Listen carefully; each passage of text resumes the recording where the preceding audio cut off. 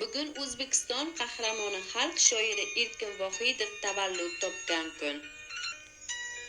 Erkin Vohidovich Vohidov 1936-yilning 28-dekabrida Farg'ona viloyatining Oltiariq tumanida tug'ilgan. Otasi o'qituvchi bo'lib ishlagan Chuvanboy Vohidov Ikkinchi jahon urushida qatnashgan, qaytib kelgandan keyin vafot etgan. Vohidov o'sha paytda 9 yoshda bo'lgan. Vohidov o'sha davr qiyinchiliklarini shunday eslaydi.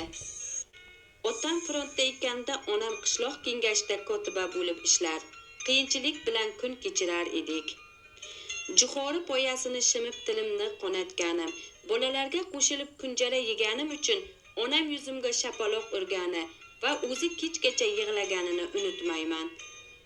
1945-yil Vohidov onasi Ro'ziyaxon Vohidova bilan Toshkentga ko'chib kelgan.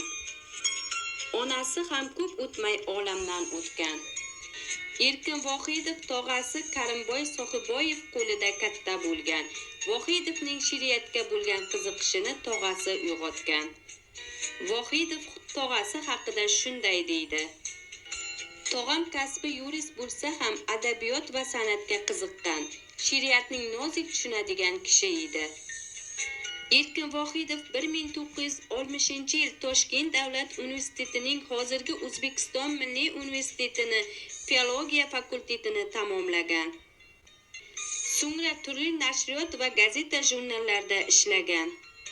Shoir 2016-yilning 30-mayida 79 yoshida vafot etgan.